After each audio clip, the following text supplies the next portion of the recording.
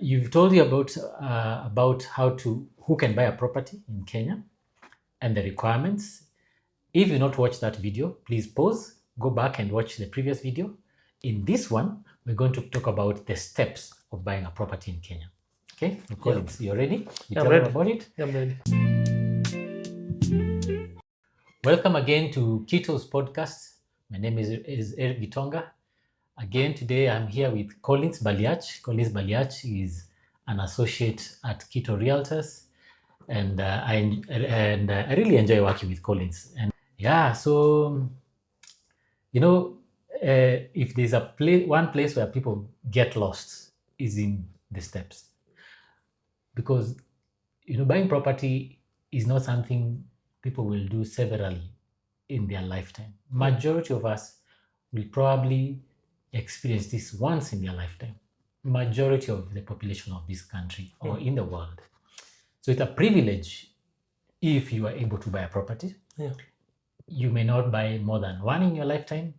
So you find that many realtors and many people may not be able to take you through the experience. But today, we will tell you about some of the steps so that you can be prepared when you get there. Yeah. So Collins, where do we start? What I can say on top of what you've said is the buying process. Yes. It follows a certain sequence Yes. and timelines. Yes, I like that. That is very important. It may vary a bit, but Yes. it usually have the sequence and timelines are usually the same. Yes. Yeah. So it's not haphazard. It is not haphazard. There's a place to start from. Yeah, it's like a science. Yes. It's like you're having a recipe. Yes. You have to start with something. Yes. Up to the end. Yes. Yeah. From the previous requirement, Yes. we had said you need to have a realtor. Yes. And at the same time as you are starting, Yes. it's good to have a realtor. Yes. You may have gone through around the neighborhood. You have seen something. Even since you are speaking to our diaspora clients, Yes. you may have seen some certain properties online. Yes. As much as you've gone through online, it's good to inform your realtors. Yes. I usually tell my clients, whatever you see out there, kindly. I usually first share with me first. Yeah, share with me first. Yeah. I'm the one on the ground. Yes. I'll be the one that I know the area. I've combed the area. Yes. Because the good thing about a realtor is, let's say you are looking for a property in Kilimani and Kileleshu. We usually emphasize of looking for a realtor who is a neighborhood specific. Yes. I think you can agree to that. I agree. Someone who has an experience in the neighborhood, because when you have experience in the neighborhood, we can almost point every block and project and the history. Because we're about to talk about due diligence. Yeah. The history of the neighborhood, you need a realtor to understand that history. Yeah. Yeah. So neighborhood specific agents are much better to work with. Yeah. I agree with you. So part of the process now is we usually encourage having a sit down with our clients. Yes. Having one-on-one communication. Yes. For the hospital clients, we usually organize a video call. Video call, yes. So that we can have a one-on-one in virtual meeting. Yeah. What do you think it's important to have a meeting with the client? I think it's important because we need to create a criteria for you. There's a video we posted. You can look for it. Do not go shopping without a grocery list. Sure. So, because as you are aware, we have a lot of construction going on. Imagine going to a grocery shop, and especially the diasporas who are in the developed nations, they have a lot of items, similar items, different brands, different companies. Going to the shop without having a list, you get thrown off. You don't know what to pick. You don't know what will work for you. You don't know what will not work for you. So sitting down with someone like Collins and I allows you to come up with a criteria, the must-haves, nice-to-haves, and the deal breakers. Yeah. So you can come up with such on your own, but who is the one to help you to understand whether your must-haves, nice-to-haves, and deal breakers match what is in the market? So I'll say that's important. Yeah. That's a value of sitting with a realtor, having a meeting with a realtor, because if you say, let's say if you say I want a modern kitchen, the realtor can go back in the archives in his mind to describe the kitchen for you or I'll lead you to help you to describe the kitchen and tell you whether or not you can get that, or and no, tailor make that description to the exact property you need. So you might have 50 properties in the market, but only one suits you. It's possible, right? Yeah, it's possible. Yeah, like now the client we talked about in the previous video, Yeah. who needed this unique property, attic, wooden floors, certain rich features, and that's actually, I don't know so many properties in the market like that. Yeah. So that meeting helped us to narrow down, to focus on what exactly they need. So another reason, there's another reason about time. Yeah. So if you just hop and get into the car, you may end up seeing 50 properties. But does that help you find what you're looking for? No. Yeah. Yeah. During this meeting, the usually point of us having both decision makers being on this meeting, Yes. it's usually vital. Yes. Where do you think it's usually good to have The decision makers. yeah. To avoid broken telephone, number one. Broken telephone gives you the I almost say the vibe of he said, you said. Yeah. You want to avoid he said, you said. And it's very hard to communicate the value of having a realtor to your partner over the telephone or in person. So it's good for the person to come and meet the person, Yeah. talk to them. They say you connect with people better if you meet physically or virtually. Yeah. But the other person missing in the video, or in the virtual call or in the meeting, has no connection. And this is a trust. Real estate is a trust business. Yeah. So you need that for yourself. To add on it, for diaspora clients, maybe even you're buying a property for your kid who is in Kenya. Yes. It's good to involve them. Yes. You may find your kid Yeah. may not like what you like. Yes, that has happened to us. Yeah. So it's good to have all the Involve division, them. involve everyone who will be part of this process. Yes. And journey, so that we can have a one communication as you go forward. Thank you. So we've given some of the steps. One, involve your realtor. So that's where you start from. Yeah. Your realtor will help with your due diligence, and you need a meeting. Yeah. You need a meeting to consult. True. To have the conversation. Your hearing involve your children. So those are important steps. Yeah. To help you to progress smoothly. True. Okay. Yeah. Okay. Now the next step now is, since you have already identified what you are looking for, is going to the market now. Yes. And searching for those properties. Yes. We usually give our clients some properties to have a view. Yes. If you're not around in the country, yes, we usually have a virtual tour yes, that we organize with our clients, yes, to take them through yes, the journey. Yes. On top of it, as KITO, yes, we actually have a virtual, yeah, what do you call it? A virtual the tour. A virtual tour. Yeah. Whereby you have curated that you can be able to see each and every row. Yes. And walk you through it. Yes. Yeah. Okay. I know, and I like that, and I also like to add, we believe in creating a showing package that meets your criteria need instead of doing 50 properties. Yeah. It saves you time and money. It saves you time and money. So it sounds almost like a no-brainer. Yeah. but it's not always a no-brainer to everyone. True. Yeah. What would be the next step after searching, whether you're doing an online search? Because from the searches is when we keep on trimming down to the specific that we need. Yeah. What's the next step? Now, I believe that once you have searched, you have identified the unit that Yes. you're looking for. Yes. Now, in this case, setting that, getting an offer. Very important. Yeah. Yeah. And in terms of the new development that you're seeing in Nairobi, yes, most of the offers are usually around 7 days. Yes. And at that point, the developer may require you, after the lapse of the period of the offer, is to pay the 20% deposit. Yeah. Yeah. And that's common with, especially new development. Yeah. Some lawyers may advise for 10% because that's a minimum. Yeah.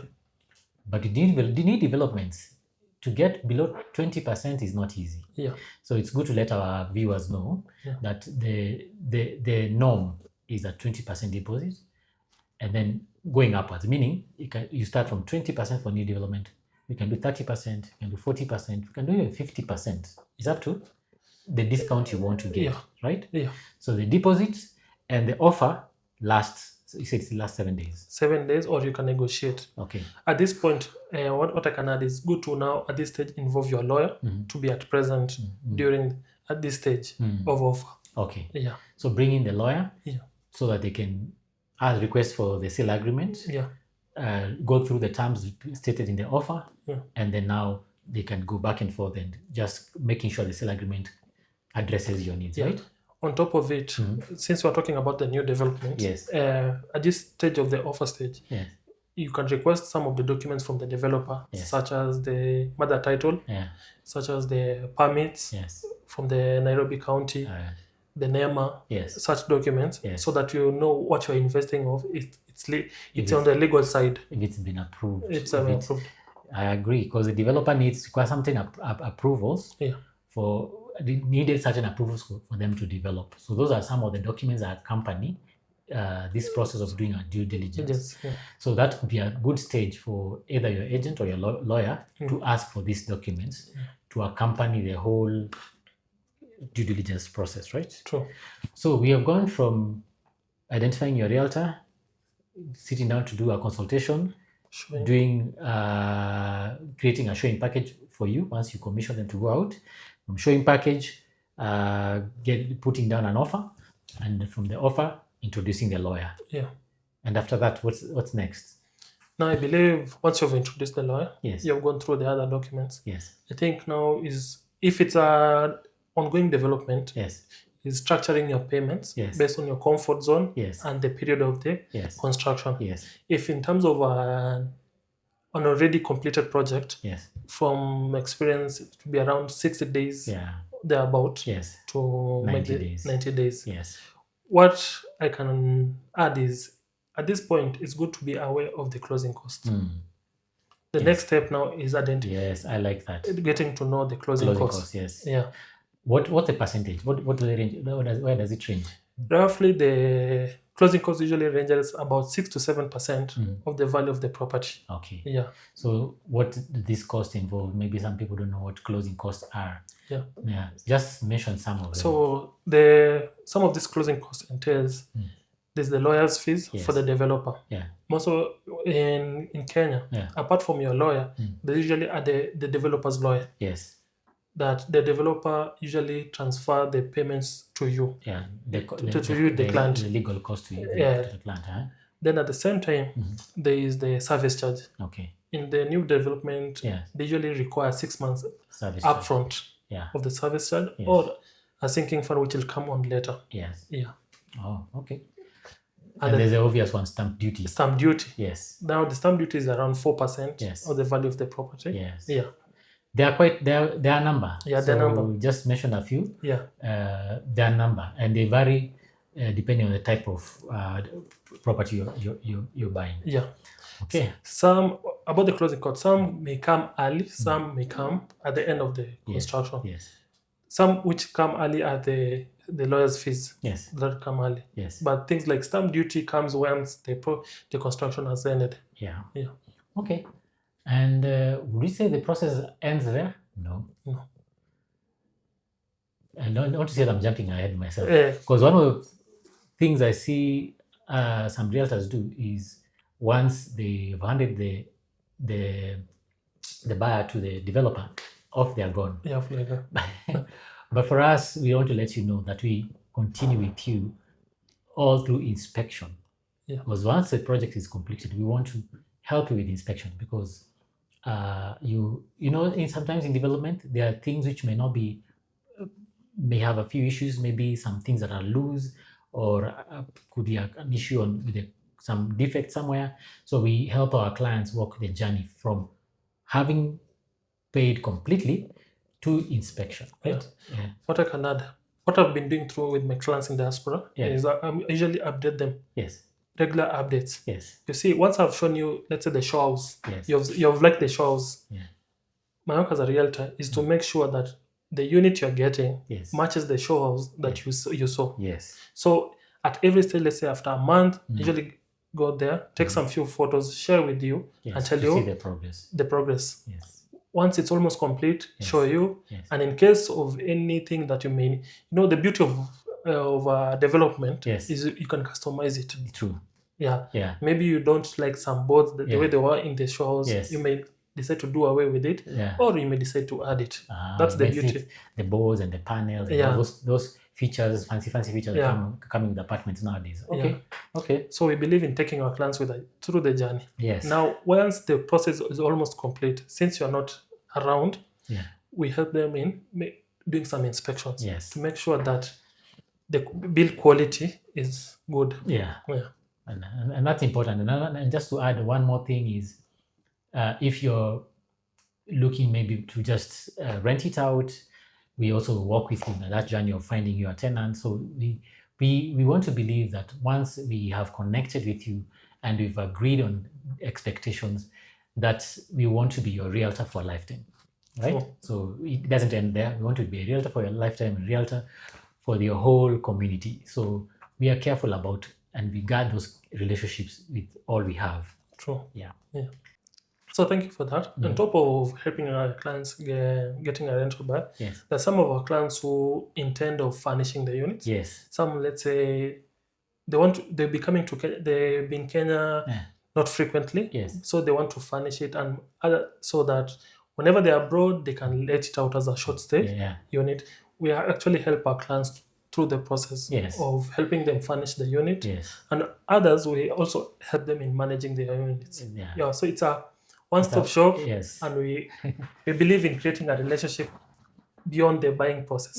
Yes. And if you start off with that furnishing option in mind, it's important to say it at the beginning of the consultation because not all units function well as Airbnb or as furnished units. Yeah. So we need to be able to have a conversation around what works best. So that's important. Yeah. Okay. Yeah. If we've given you the whole process, finally given you the whole process, and all I can say is, I think, Balet, where do we go from here?